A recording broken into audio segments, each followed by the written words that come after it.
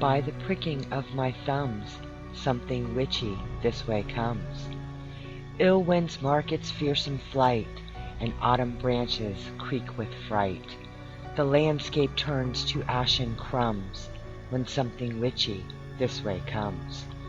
Crystal water turns to dark where'er its presence leave its mark, and boiling currents pound like drums when something witchy this way comes. A presence dark invades the fair and gives the horses ample scare, for chaos reigns and panic numbs when something witchy this way comes.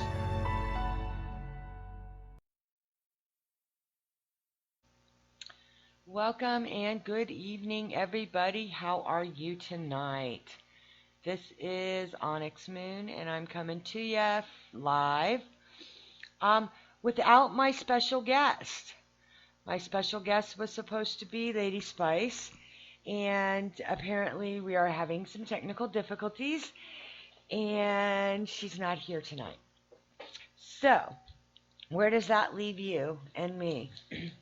Well, because she was the one that had the plan for tonight, I'm not even remembering what she was going to talk about.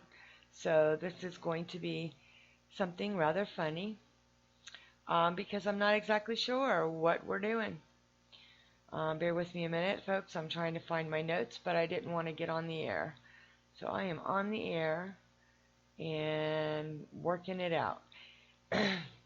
Part of what we decided after last week, because last week was kind of a different week for us, I was very upset by everything that was going on. But I'm not going to do that now. I'm not going to do that. We're going to try to look at some positive stuff. Because we don't all need to be on medication, and we don't all need to be walking around angry all the time, and we don't want to be, depressed over what's going on. And I think a lot of us want to actually still have friends on our social media after, the elections and everything else. Anyway, the biggest part about this is we've got to learn to start looking for positives, and we've got to learn to start recognizing what good things we see and expounding on them, and trying not to, for me, trying not to post the negatives. I really want us to be able to look for the positive, look for things that are going to raise our spiritual vibration, as opposed to just doing, stuff that's, that we know we're going to get angry about, or something that's going to get us, worked up. We really can't do that. We need to do stuff that is going to be more productive for ourselves. Grounding is a really, really big, really big thing. We absolutely need to remember the basics to help ourselves. Grounding is a big part of that. It's something that we forget to do because, we get busy in our lives, and we just can't always, we don't take the time. As women, we really don't take the time. We don't take the time for ourselves. We don't take that 5 minutes a day to, self-maintain. I saw that from another one of our PBM people today that was talking about, self-care. It's hard work. Yeah, it is, but we need to actually start doing that, because the whole thing is, if we don't start doing that, it builds up to something that, is going to explode. That people that are empathetic, people that are empaths, or at least, some people, you may not call yourselves an empath, but you are affected by other people's energies. And when that happens, sorry, I'm still trying to do things here. Okay, but you're feeling other people's energies. You're getting all their cosmic gook all over you. It's coming to you, and the problem there is if you take too much of their cosmic gook, and besides that, you have your own gook from your own life, and it builds up into this big, massive boil of mess that, I mean, you feel like you've been slimed. Uh, Hold on just a second. We have a caller. Hello, Marissa Ravenwings. How are you tonight? I am good. I need to turn down the other stuff. Hang Okay, on, honey. okay, and I need to turn your mic on. All Yeah, right. that would help. That would Hi. help. We've got Hi. Hi. We've got Miss Ravenwings called in to help me out. Yes. Thank you. Yes. Well, I didn't want to leave you hanging. Yeah, well, I'm kind of used to it, like I said, but I'm looking at the positive. Yes, positive is good. I mean, Positive is everybody good. has to look at the positive, I have all kinds of health problems, and people say that to me all the time. They're like, how can you be so positive? Is what's negative going to do for me? Exactly. Negative is not going to help my situation out at all. It's just, and besides that, who the hell wants to hear it? Ah, and guess what? I see Lady Spice. I see Lady Spice too, and she might be coming on. So we'll Oh, have that a would be cool. we'll Then have we'd a have three-way. Ravenwings. Yeah. Now that'll be Sorry, fun. White Rabbit. Well, Those damn fluffy bunnies. I'm telling you. Well, I have a feeling that she's going to call in. So if it gets really loud again for a second, Yeah, no big uh, deal. No big deal. I yeah, figured we could have like a little, I don't know, a girl chat. We have need a it. front porch. Yes, we need a pagan front porch. All right, Lady Spice, get your call on. Provided Skype is going to let her do it. It looks like it will.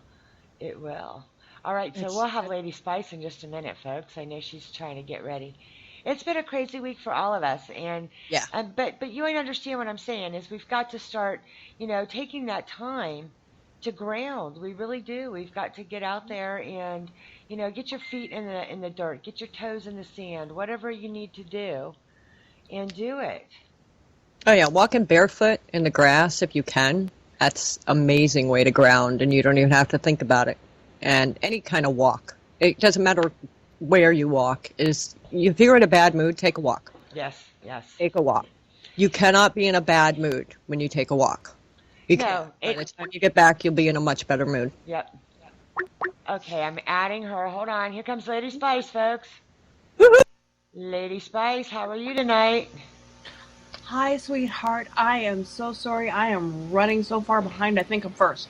Ah, I I have that sticker, so believe me, I agree with you. I got it. Oh, my festival starts tomorrow, so I didn't even look at the clock. If Reverend hadn't reminded me, I probably would have forgot totally. Ah, well, we have Ravenwings with us tonight too, so we're Yes, having a I'm here hanging out. yeah, we're having a girls chat because I wasn't sure if you were gonna make it, and I wasn't gonna talk by myself. I don't blame you. Actually, I did dig up some information this morning while I still had one eyeball open and I was sipping my cup of coffee. I was looking into a number of different meditation techniques. Good, because that's kind of what I was talking about. I was talking about that we need to start accentuating the positive and starting to not put so much on the negative, and then B, we have to start grounding and doing things for ourselves, self-care, and meditation is a great thing. And good. I'm glad she has something to talk about with meditation, because let me tell you what, I have the worst ability to meditate. I can't. Oh, I well, absolutely can't. but it might just simply depend on the type of meditation that you gravitate to. Mm. And there are different kinds. Okay, so Lady Spice, I've got to ask you. I'm getting a lot of like noise feedback from you. I don't hear it on this end, which is cool. Little better? Possibly, it's like air. I don't know. Somebody got a fan on? Maybe. I No, don't. there's no fans on, no windows open. I'm not even breathing heavy. Okay, well, it's all good then.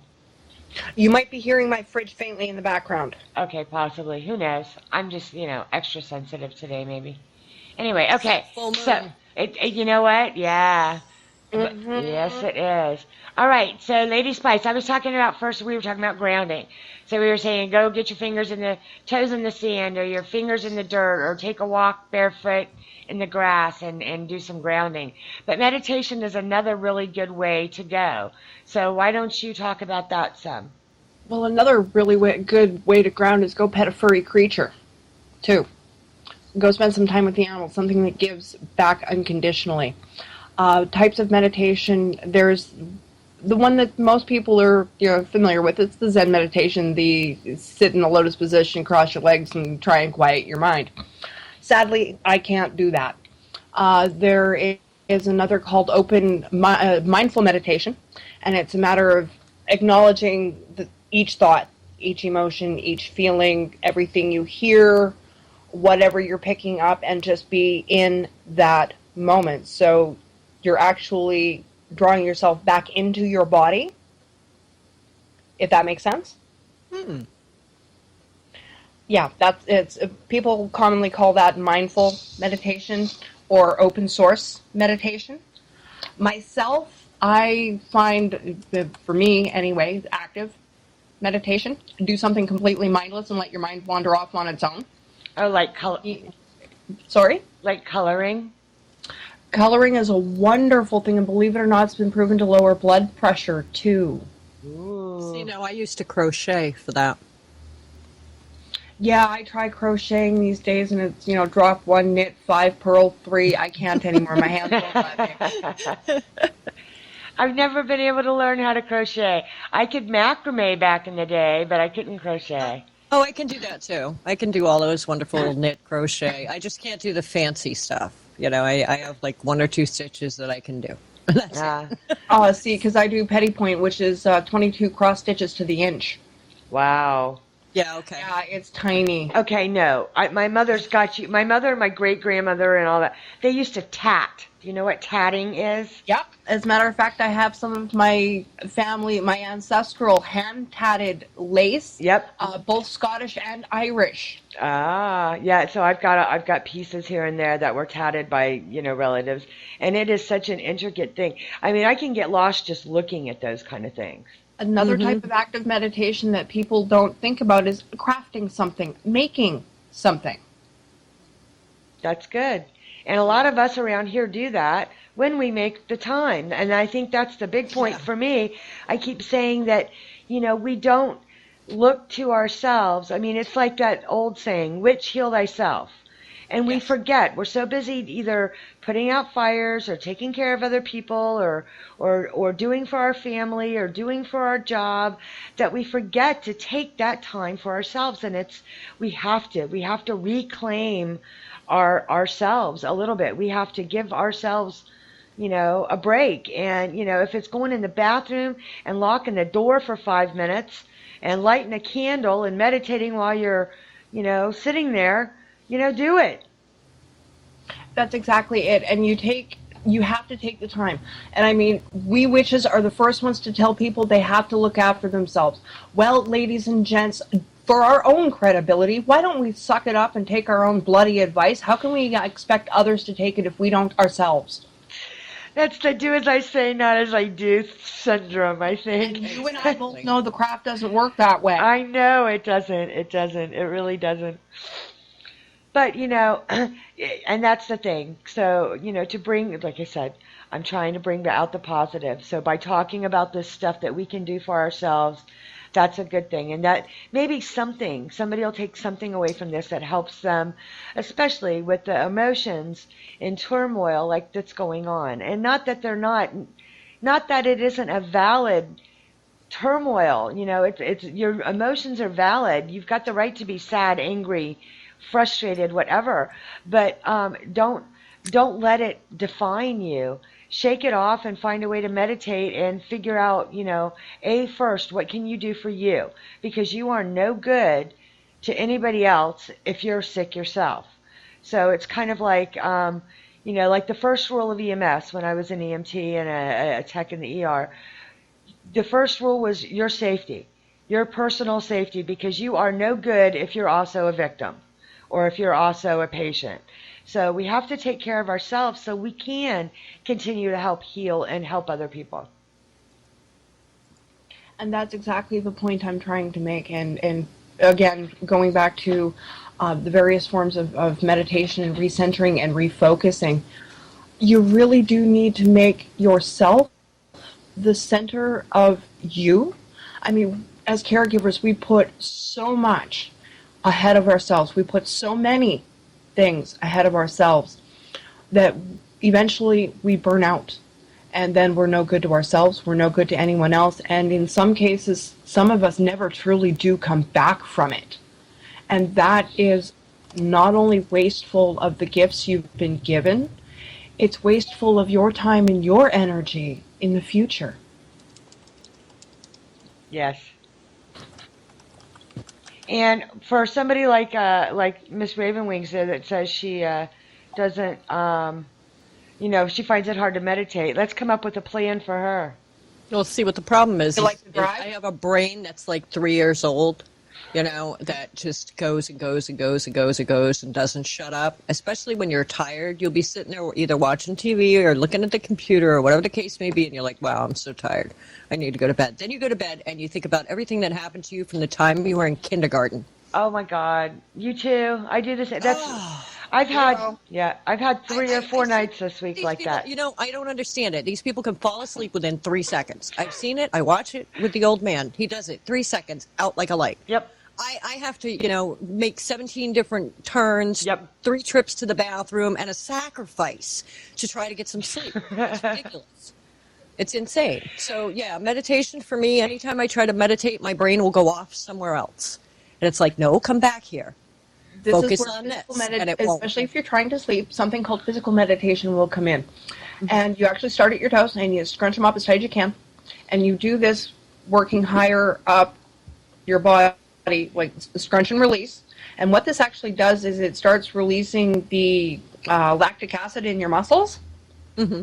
Because part of that's what feeds the neurochemicals that keeps that hamster running on the wheel. So scrunch, relax, move up your ankles, tighten up your feet, scrunch, like hold it for, I think it's 3 to 5 seconds, relax, up your calves and your shins, and body chunks. And I mean, I've done this, I've used it myself when I can't sleep because I've got PTSD really bad. Yeah, By the same time I here. get I'm to on about medication for night terrors, so yeah. By the time I get to about mid-chest, my body starts to quiet. The brain starts to quiet. By the time I hit my neck, I'm out. I'll have to give that one a shot. Because, I've tried the whole focus on relax your head, relax your eyes, relax your ears, relax your jaw, where you work your way down your whole entire body and then back up again. I could do that 12 times. Like, it's the tension in the muscles that you create and then relax. And when you relax, you breathe deep for 3 or 4 breaths and then do the next set of muscles. And this is really helpful for people that cannot sleep. I will have to try that. Please do. Let me know how it works for you, because I know it works wonderfully for me.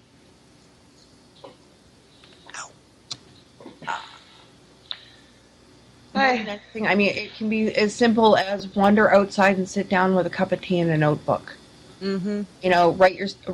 Write whatever is going on in your world down in that notebook, because you can always come back in a few days and reread it and what the heck was I thinking, toast it, or go from there. Often when it comes to when we tap into something that's negative, and you'll see this with the media. Yes. We'll get a hold of something, we'll grab onto it, and we can't seem to let go. It's like a live electrical wire. Mm-hmm. This is where you actually have to forcibly start thinking rather than feeling.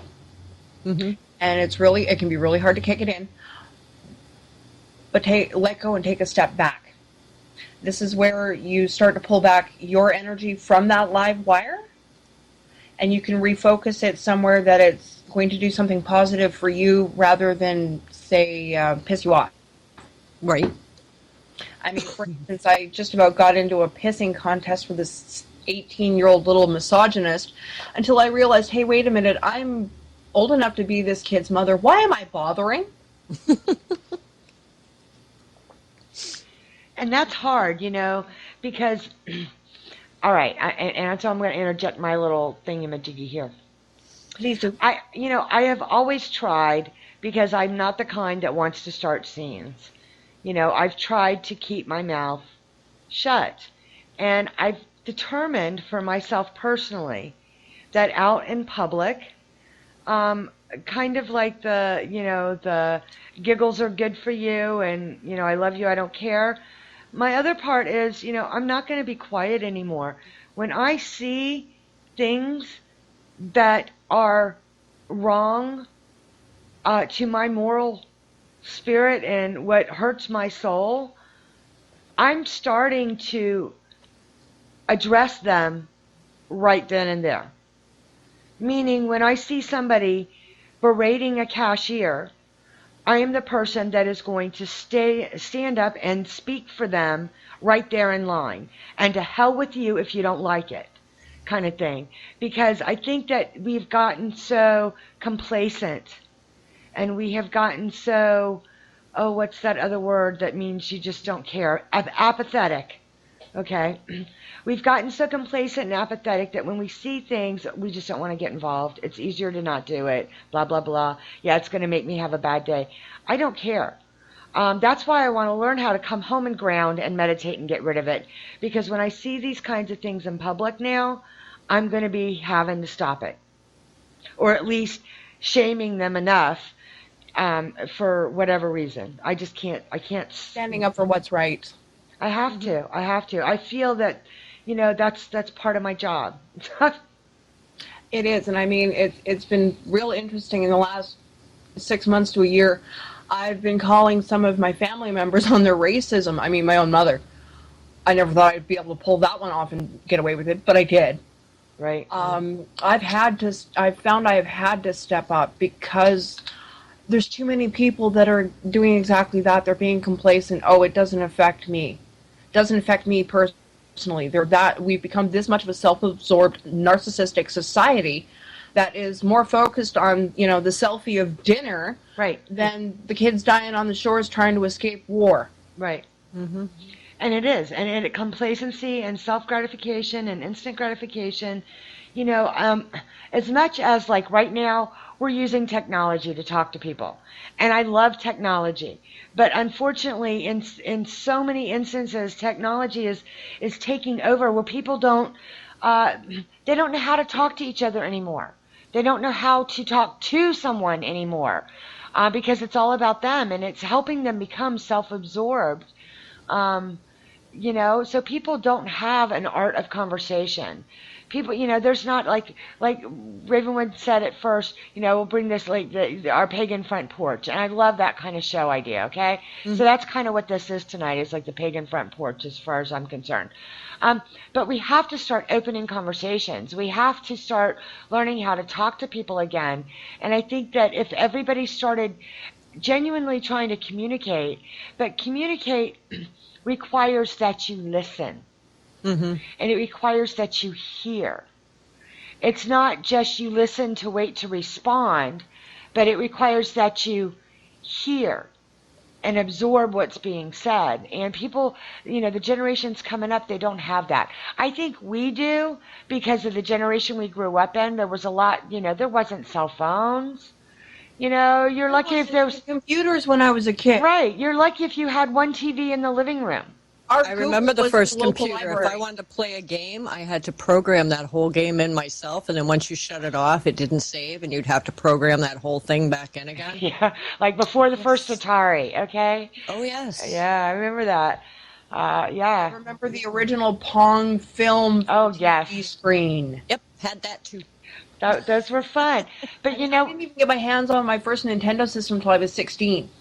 This is how much I had. One thing to play with, and it was called Outside. Yes. Yeah. I had a library of books. I had pass to the local library.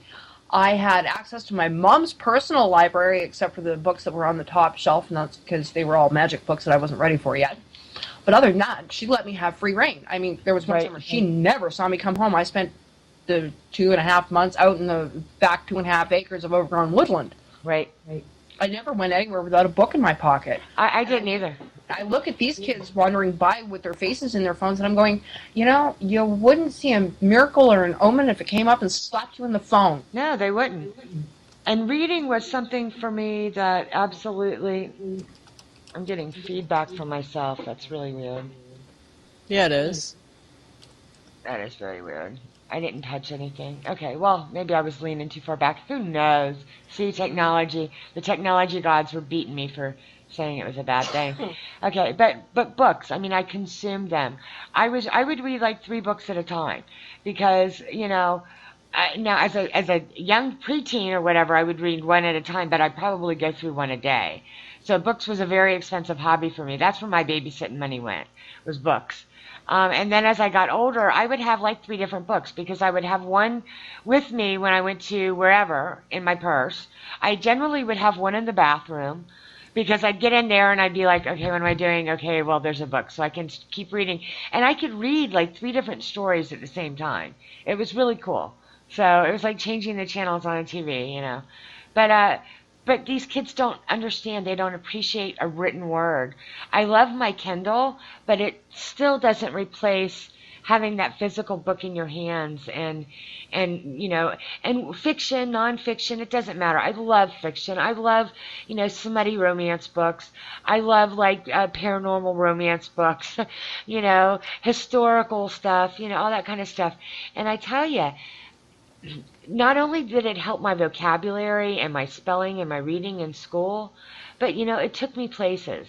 It took me places that I could never go see now, you know.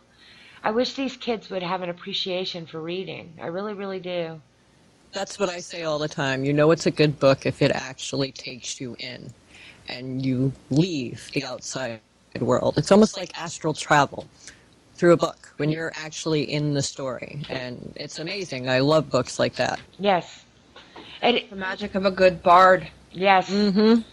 And we don't have enough of those, although we have a few, and it's really interesting. But yeah, but no, books are good, and you know I say it all the time too. There's nothing like a good story.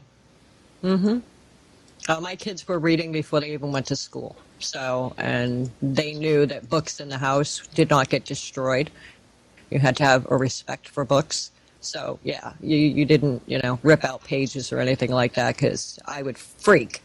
So, Yes. they learned rather quickly. Don't do that. Mom will freak. Yep. I hear a piece of paper tearing. I'm like, what was that? Yep. That wasn't a book, right? I don't have to kill anybody, right? Nope. Well, my daughter learned very early because that was back before Kindle and because of the books. And I, like I said, I continued that for many, many years of my life to where I'd have 3 or 4 books going at a time. But my daughter knew that if I was sitting on the couch on my day off or whatever, and I've got a book in my hand and I'm reading, she could pretty much ask me for anything.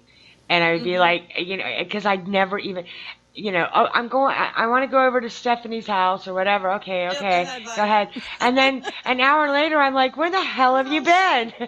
And she's like, I asked you, you told me I could go to Stephanie's. And I'm like, okay, you did that while I was reading.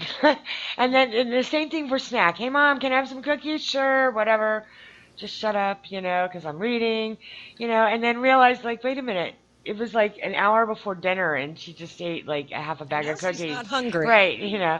So, yeah, reading, it's kind of a dangerous thing. But to me, you know what, talking about meditation, that's the secret for me. I absolutely need to, and used to in my house, it was the books or me. Because I used to have so many books, my husband was like, my God, we got to have a whole house just for your books.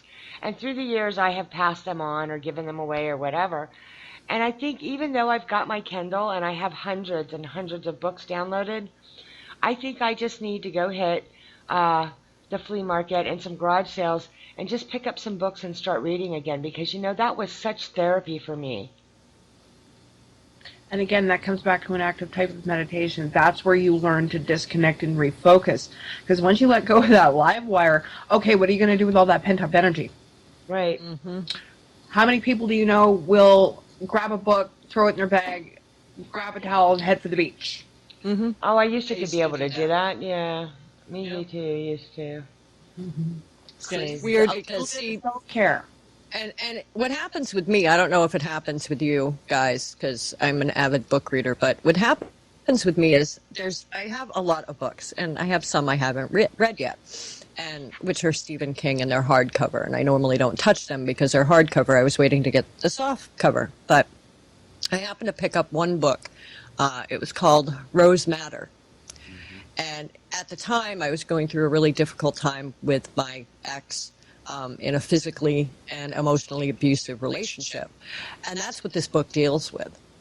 It deals with this girl who gets away from her husband, who is just an abusive, you know, ass hat. And she goes into like the underground, changes her name and everything, and he finds her.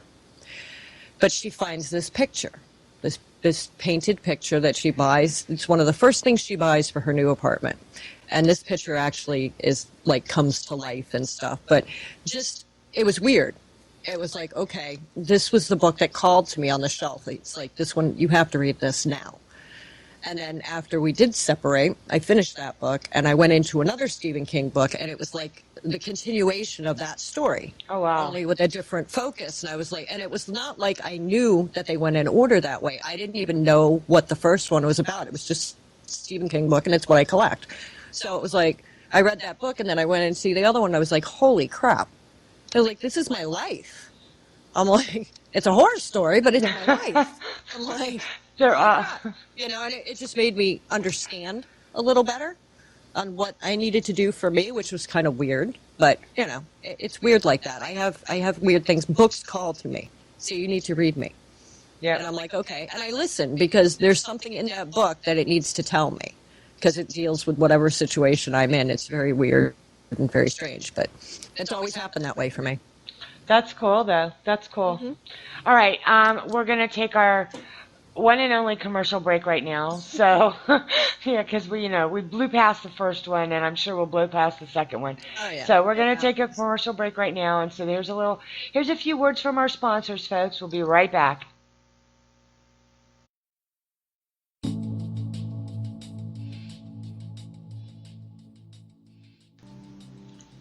Are you looking for something special?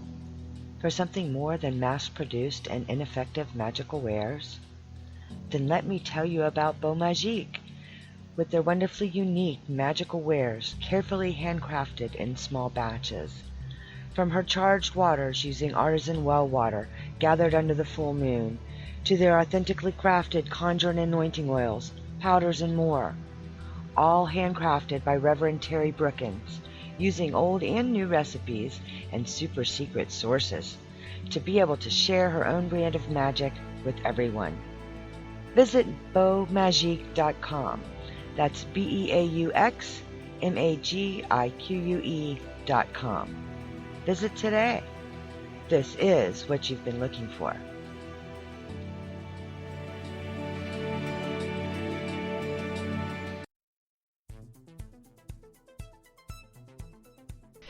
Since 2014, the Pagan Business Network has been building resources by bringing together Pagan-owned and Pagan-friendly businesses.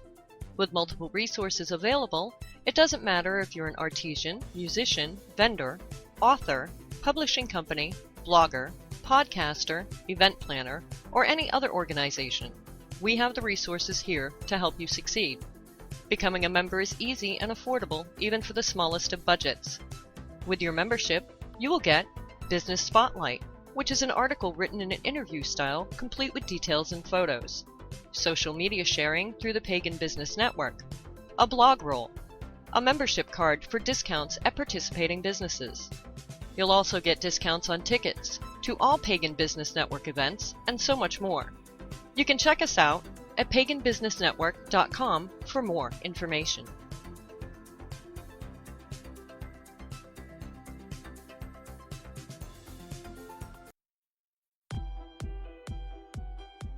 The Raven's Rune is a spiritual resource center where you will find magical things for magical people. Handcrafted candles, incense, essential oil blends, and amazing hand-tooled custom leather goods.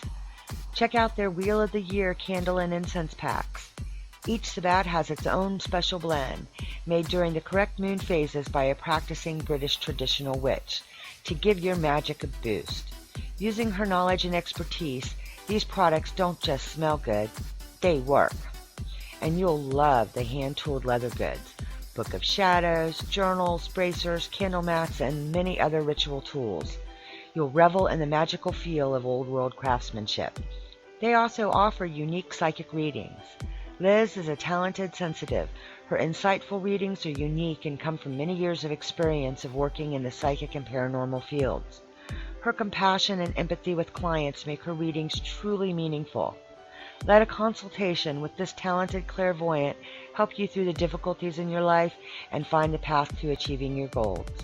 So, if you're looking for unique and genuine magical wares and tools, be sure to check them out on Facebook at The Raven's Rune, or visit the website where you can see all their wonderful offerings.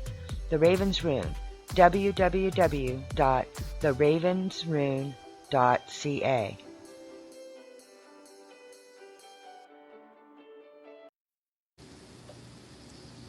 All right, folks, welcome back. That should do it for us for some commercials tonight. So now we're going to keep talking. So, Lady Spice, my dear, we are talking about different kinds of meditation techniques. So, what do you got for me?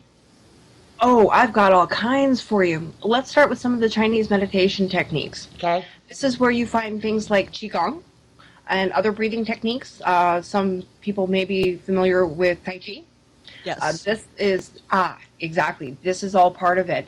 If you want to go towards the Indian version, yoga, believe it or not, qualifies. There's a, yeah. Well, you figure if, and I've gone through a few yoga classes, and once I'm, used to stretching myself like a pretzel, actually really great for being able to just be in the body. Right. You're more mindful of your body than you are of your mind. Yeah. You draw yourself right into your very core. Now, following on the heels of that, for those who work with Reiki and the chakras, there are also chakra meditation, and that's working through the individuals from your base chakra through to your crown. There's various exercises for that. You can find them online. Another different type is a Taoist meditation. This is more concentrative and visualization based. This is where the Zen or Om Buddhism kind of comes in, into the emptiness meditation, and this is what most people struggle with, is getting everything inside to just go quiet. Yeah, that's And my biggest thing. Actually a Confucian discipline. It's something that's been practiced in the Far East for millennia. And it plays into the breathing meditation as well, with things like Qigong and yoga. This is actually, if you can hit the right balance and actually quiet the external part of the mind, the inner part of the mind or self actually steps forward, what is known as your qi. This is what Asians call it. The Western approximation, I believe, is psi factor. Some call it the sight, some call it the gift. It's pretty much all the same thing. You're learning to tune into your inner voice. Yes. As you were talking about the other day, Onyx, I think a couple of weeks ago, was learning to hear that inner voice and learning to trust it. Right. This is where you can actually learn to develop your relationship with yourself. And that is extremely key in any kind of working, even if you're not spell casting or doing specific magic workings. Even in your day-to-day life, this makes a huge difference, and I know it did for me. And it has very much so for the last 8 or 9 years that I've been employing some of these techniques. I mean, I thought I was strong before. I'm stronger now, and I have a much deeper mastery of some of my skills, which are, pretty out there as far as capabilities, and without the right kind of control on them, they are dangerous. Right. Yes, very much. So, see, this energy can be used by anybody, however they desire to, if they have the capability. This is where self-knowledge comes in. This is where you learn to get to know, the three states to your being. Your subconscious, which is that little inner voice, your psi factor, your chi. There's your unconscious, and this is where your programming comes in. And Onyx, you've heard me talk about this. This is what actually colors and filters everything that you see and do, incoming and outgoing. Oh. And if filters are somewhat clogged from the debris that you've picked up throughout your life from people, places, situations, toxic, negative emotions that you've come into contact with or come across that you haven't actually purged, this is where they take seat, and we don't realize they're there until they come back to bite us later. Right. Then there's the conscious mind. This is the one that most of us try and shut up through the Zen or emptiness meditation, is that inner child, that mental midget that's running around in there like a raving lunatic. Well, often we try to quiet it. We clamp down on it like most parents do their kids, instead of communicating with it, asking it what it's looking for or what it wants. Because often when it's running around on that wheel and it won't let us go to sleep, it's because there's something in it that hasn't been addressed. Right. So if you can figure out through the first two layers, through the connecting with yourself and learning that inner voice, it makes it easier to make a deal with that, screaming 3-year-old Right. in your head like a raving lunatic. Mm-hmm. Yeah, it's like that, for me, sometimes it's like that meme I keep seeing that says, I tried to connect with my inner child today and the little sucker bit me. That's kind of what happens when I try that. So I may have to work a little harder on trying to calm that inner child. Simply ask them, what do you want? I will try that. Or what is it you're trying to tell me? If I give you a cookie, will you shut up? No. Yeah. No, that's bribery, and that's not the right kind of Doggone it. But sometimes Ben and Jerry's works. You never know. All right. But no, that's a good idea. See, I would never have thought to do it that way. But yeah, I mean, because some people, it just depends on how you think about what your subconscious mind is versus your way. I really sometimes think that little voice in the back of your head is really just your soul, because they've already been there, done that, and so they're trying to tell you. So your sixth sense is really kind of like you warning you, but if from a kind of a different dimensional perspective. It's on a different internal level of self. Right. I mean, if you look at, say, a pyramid, divide it in 3, that is yourself. You have your base, which is your subconscious. That's actually what gives you the power. That's the stardust that drives the meat-driven skeleton. If you go to the second part, there's your unconscious. That's your programming. That's everything that makes you, you. Good, bad, ugly, otherwise don't matter. That's what is ultimately you as a person. It shapes your energy. It shapes the energy that comes in and goes out. But that is a separate level unto itself. And then you have the part that connects to source or the universal energy grid, which is actually where all the information that you tap into comes from. Right. But you tap into that from your base. So it comes up through the middle, through your filters, out through the top of the pyramid. And if you actually look at how the auric fields are shaped, they're pyramid shaped for a reason, because of the focus and the intent. Because that's the most direct communication you're going to get between yourself and source, is your crown chakra. Right. Mm-hmm. Which is why it's the color that it is. Now, for those of you who are unable to meditate on your own and you need a little bit of guidance, there's tons of guided meditations online. I've seen all sorts of them on YouTube. And if you look into the ones that are 432 and 480 hertz, those are actually the healing frequencies for the body and the mind. Yeah, that's unusual. Say that again, because I'm going to write that down. 432 and 480 hertz. HRZ or HR? It's HZ. HZ. Got it. Thank you. Yeah, and if you want to spell it out, it's HERTZ. And these are actually the healing frequencies for the mind, body, and your soul. Oh, that's cool. These work on the chakras. And there's actually a really good guided chakra meditation I found on there that I've been tinkering around with lately, because my Kundalini's been awakened and it's almost running full bore now. Ugh. When the hurricane gets wound up, she's on a tear.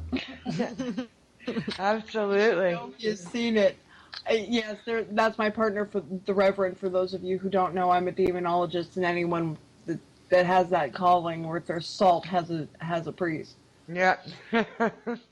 Or they really handy having a pagan one. Or they better. Yes, exactly. Yeah. Absalom. Yep. I mean, yeah, we're familiar with the Christian pantheon. It's a real short one, but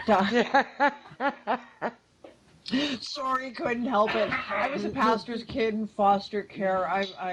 I'm totally irreverent about it. That's okay.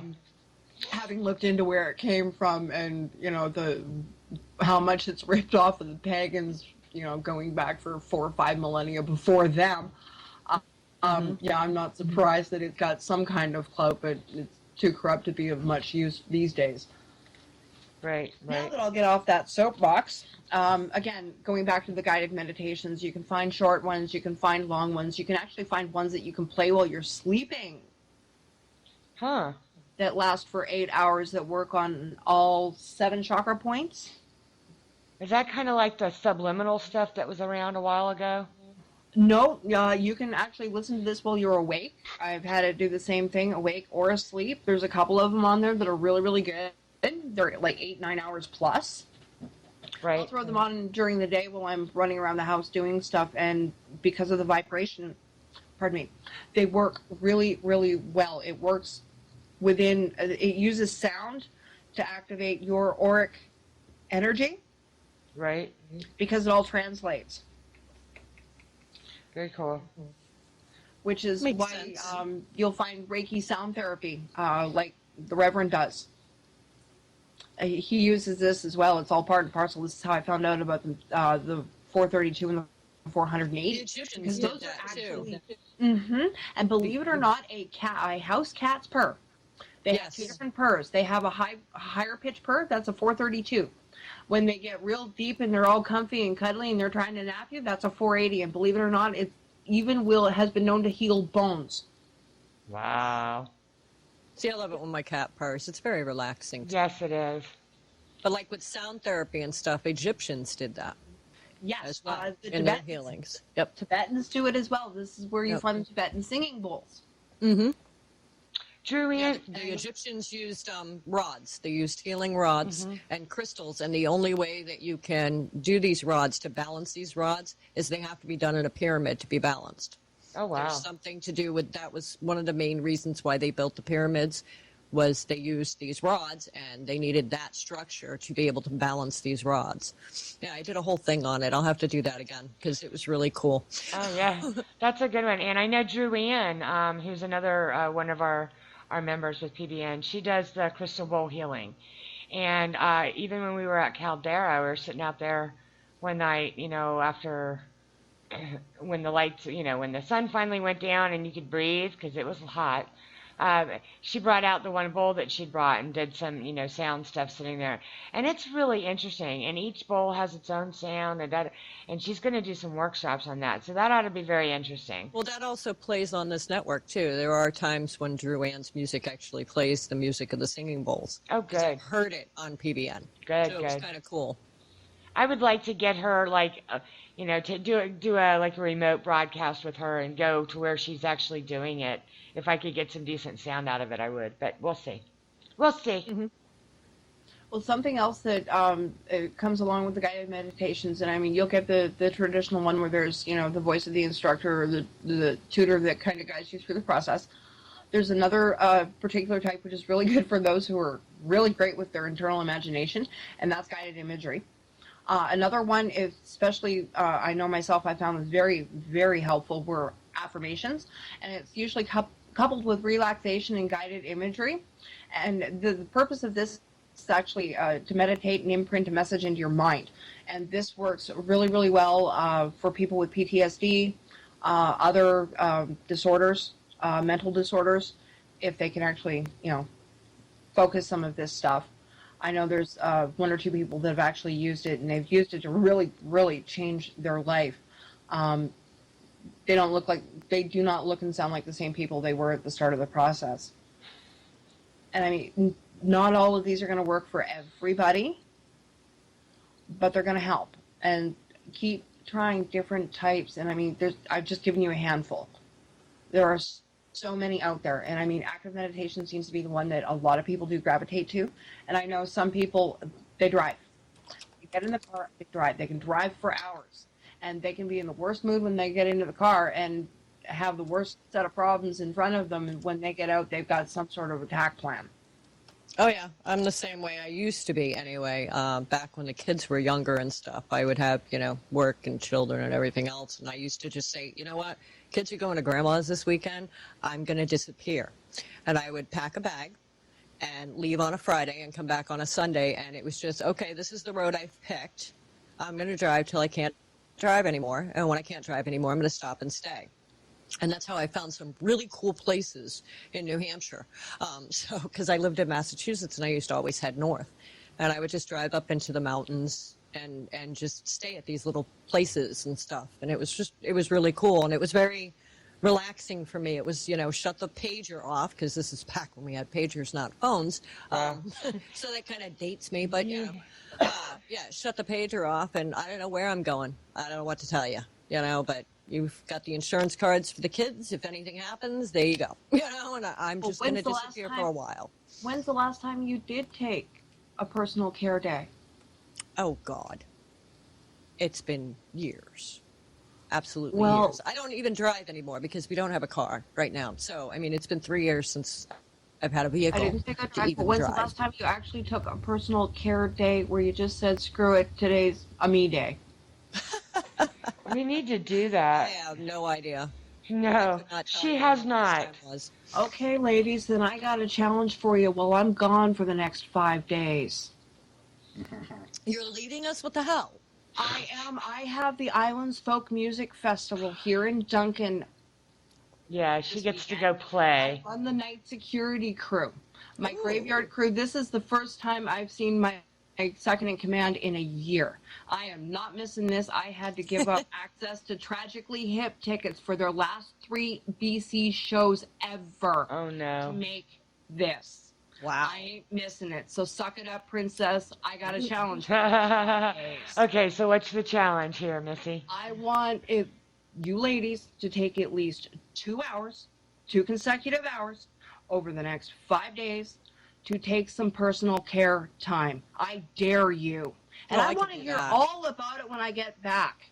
I can I do want that. photos. Wait a minute. Be a problem. Photos at my... I can. Yeah, because if I'm taking a personal care day, the teeth are not in, the hair is up, and I've got a mud mask on. So, no, I'm not taking pictures of that. I didn't say did I? I want to see toes up in the sun. Got me?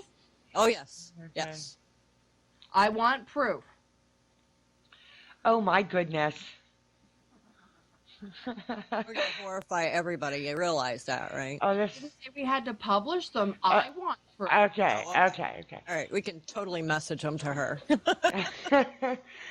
Oh, well, let's see. If you guys are actually going to start, preaching this stuff to people, ladies, I want you to start taking your own darned advice. Yes, and that's true. We really do. It's not, 2 hours seems like a lot.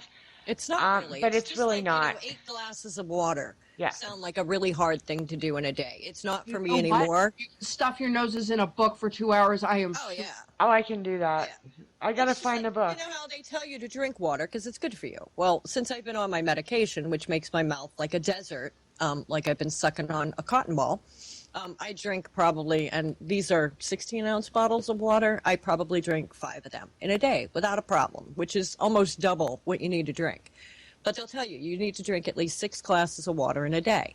And we think, how are we supposed to do that? Yet, drinking 6 cups of coffee is not a problem. Or six beers. It's only Or 4 6 to beers 6. or That 6 number glasses got of inflated wine. by Nestle.